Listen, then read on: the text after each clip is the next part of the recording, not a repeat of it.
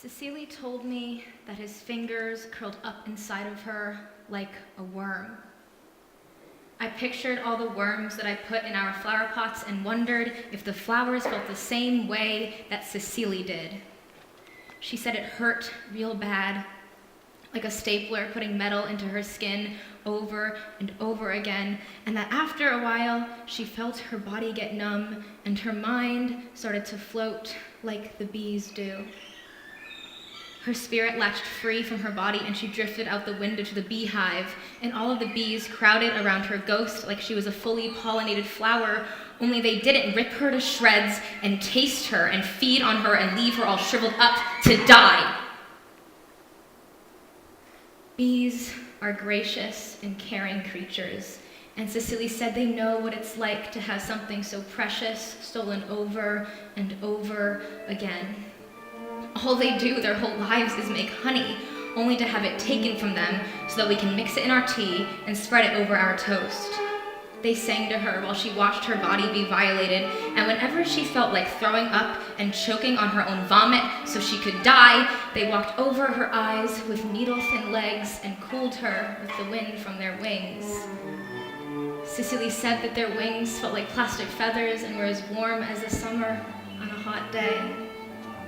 They carried her on their fuzzy yellow striped backs and showed her the broken honeycombs and the starved larvae and the dying queen, still and resting.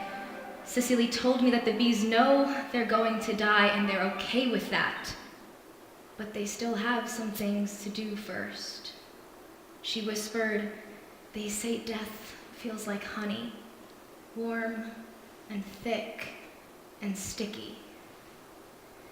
I squeezed my shoulders tight and felt a lump grow in my throat and took a deep, shaky breath before I held it and kept listening. I started to hum along with the bees. They sang a song of despair, and I imagined they were listening to Cecily too, and that they were trying to fly up to my room and cradle her soul again. The sound filled my bedroom and made my ears ring, and I closed my eyes and felt warm tears slip down my cheeks and into my ears and onto my pillow. I thought back to the kitchen this morning. My mouth open and waiting, words teetering on the edge of my lips, and I felt too hot and sticky with salt and secrets. Cecily's words weighed down heavy on my chest, but it was what I knew about the bees that hurt most of all. Uncle Roy would be looking for a new queen tomorrow, and I wouldn't tell him that he needn't have come here in the first place. I would let his greedy snake-tail hands plunge into decaying honey, and when he came inside later that evening, knuckles swollen red with stingers and toxin, I would feel a shameful sense of pride. That's what I was going to do. But for now, I turned to Cecily and pressed my finger into her cheek, right on top of a tear that was trying to roll down to her chin. Her skin beneath the pad of my finger felt hot and wet and soft, and I never realized how Cecily still had that childlike puff in her face until now.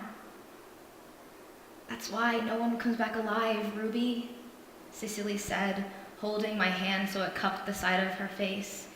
"It's so sweet that no one even wants to wake up."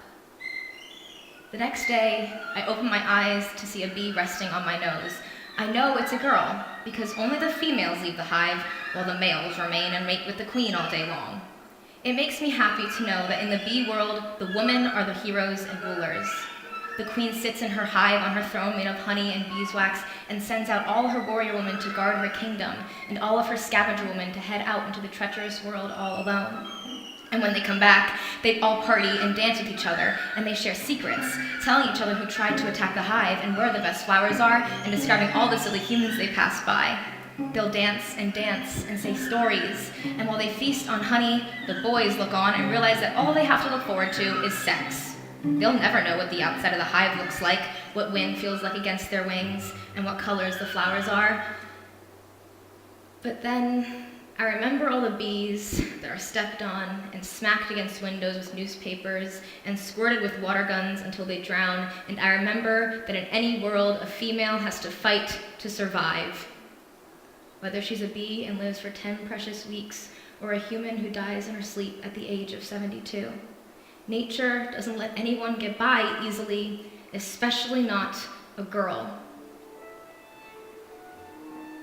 I blow gently and the bee flies away, wings tickling the tip of my nose, and before I leave my room, I open my window and push out the screen, hoping that she gets home in time before she's hit with a newspaper or a shoe. When I tell Mom about the worker bees, she asks if I want to become a beekeeper. "You can stay with Uncle Roy for a week in Ohio, so he can introduce you to his new friend," she suggests while she washes the dishes. I want to say yes, because I know I would very much like to meet a real-life beekeeper. But then I remember Cecily and everything she told me last night, and I get a spinning feeling in my stomach that makes me nauseous, and I tell her I'd rather stay home and watch television. She frowns, and those wrinkles she hates appear between her eyebrows, crumpling her skin like crumpled paper. Then there's a scream from the other side of our house, and Mom drops the dishes in the sink with an echoing clunk. She runs around the kitchen table to the front sitting room, and I follow her. Cecily walks down the stairs slowly like a cat, her eyes big and wide as she says, "They're stinging him." Uncle Roy crawls through our front door with 100,000 bees kissing his face. I read once that a bee swarm is what happens when a bunch of independent hunters and the queen decide to abandon their hive and find a place to make a new home. They leave and hover in the air like a ball of sound, the queen leading all of her women to a fresh, better place. That's what it looks like is happening now, except Uncle Roy must have tried to get the queen before they got away. He was right when he said the bees need a queen to lead the hive. Otherwise, they go crazy and forget how to do their jobs. She is the mother, gently reminding them of their responsibilities while she gives them more sisters to assist with the hive. The bees must know what will happen if their queen is taken because they attack and attack and attack. Uncle Roy is on the floor screaming a muffled whine, and I watch and wonder if they sting his tongue and crawl down his throat and spit their venom through his veins. Cecily said it felt like that. And I think it's only fair if he knows what it's like to be stuck, frozen, while things you don't want touch you and crawl through you and only leave behind stickiness and fear. Maybe they're crawling through his ears and screaming their warrior songs and blaming him for all of their lost honey and our broken home. Or maybe they're telling him what they told Cecily, about how death is like a warmth you can never get too tired of.